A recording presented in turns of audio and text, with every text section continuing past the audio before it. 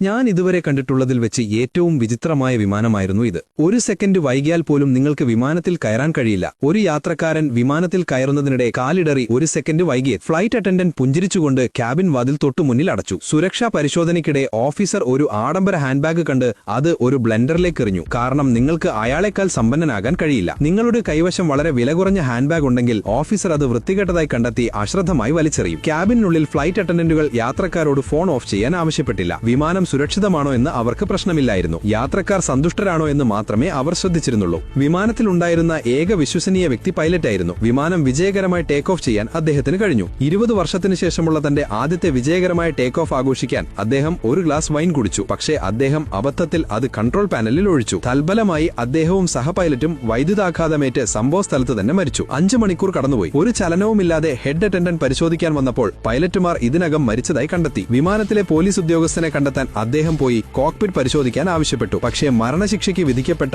അപകടകാരിയായ ഒരു തടവുകാരൻ ഓഫീസറുടെ തൊട്ടടുത്തിരിക്കുന്നുണ്ടായിരുന്നു. Flight attendant അയാളോട് യാചിച്ചതിനു ശേഷം ഒടുവിൽ ഓഫീസർ പോകാൻ സമ്മതിച്ചു. എന്തോ കുഴപ്പമുണ്ടെന്ന് തോന്നിയ ഒരാൾ അവനെ പിന്തുടർന്നു. പൈലറ്റ് മരിച്ചു എന്ന് കണ്ടെത്തിയപ്പോൾ അയാൾ ഭയന്നു. ഓഫീസർ അദ്ദേഹത്തോട് ശാന്തനായിരിക്കാൻ പറഞ്ഞു. താൻ മുമ്പ് വ്യോമസേനയിലെ ഒരു മികച്ച പൈലറ്റായിരുന്നു എന്ന് പറഞ്ഞു. എന്നാൽ അടുത്ത നിമിഷം തടവുകാരൻ രക്ഷപ്പെടുകയും ഓഫീസറുടെ കഴുത്തൊടിക്കുകയും ചെയ്തു. ആഘാതം വളരെ കൂടുതലായിരുന്നു. ആ മനുഷ്യൻ സ്ഥലത്ത് തന്നെ ബോധരഹിതനായി. ഉണർന്നപ്പോൾ മരിച്ച 2 പൈലറ്റുമാരോടൊപ്പം അയാൾ ബന്ധിക്കപ്പെട്ടു. അതിജീവിക്കാൻ പൈലറ്റിനെ രക്ഷിക്കണമെന്ന് ആ മിടുക്കനെ അറിയാമായിരുന്നു. പക്ഷേ എത്ര ശ്രമിച്ചിട്ടും മരിച്ച ഒരാളെ ജീവിതത്തിലേക്ക് തിരികെ കൊണ്ടുവരാൻ അദ്ദേഹത്തിന് കഴിഞ്ഞില്ല. അതിനാൽ വിമാനം എങ്ങനെ പറത്താമെന്ന് അദ്ദേഹം പഠിക്കാൻ തുടങ്ങി. വിമാനങ്ങളിൽ എമർജൻസി ലിവർ ഉണ്ടെന്ന് അദ്ദേഹം സിനിമകളിൽ കണ്ടിരുന്നു. അതിനാൽ അദ്ദേഹം ആകസ്മികമായി ഒരു ലിവർ വലിച്ചു. അപ്പോഴാണ് കൺട്രോൾ ടവർ ഒരു സിഗ്നൽ അയച്ചു. ആ മനുഷ്യന് വീണ്ടും പ്രതീക്ഷ തോന്നി. രക്ഷിക്കാൻ ഓട്ടോ പൈലറ്റ് ലിവർ വലിക്കാൻ ടവർ അവരോട് പറഞ്ഞു. അയാൾ കയ്യിലുള്ള ലിവറിലേക്ക് നോക്കി. അത് ശരിക്കും ഓട്ടോ പൈലറ്റ് എന്നാണ് എഴുതിയിരുന്നത്. അതിനിടയിൽ വധശിക്ഷയ്ക്ക് വിധിക്കപ്പെട്ട തടവുകാരൻ ഒരു ഫ്ലൈറ്റ് അറ്റൻഡന്റിനെ തട്ടിക്കൊണ്ടുപോയി പാരച്യൂട്ടുകൾ എവിടെയാണെന്ന് ചോദിച്ചു. പക്ഷേ അവൾ അവനോട് പറയാൻ വിസമ്മതിച്ചു. പിന്നെ അയാൾ ഒരു ക്രൂരത ചെയ്തു. അയാൾ ഒരു പൂച്ചയ്ക്ക് നായ ഭക്ഷണം കൊടുത്തു. ഫ്ലൈറ്റ് അറ്റൻഡന്റിന് ഇനി അത് സഹിക്കാൻ കഴിഞ്ഞില്ല.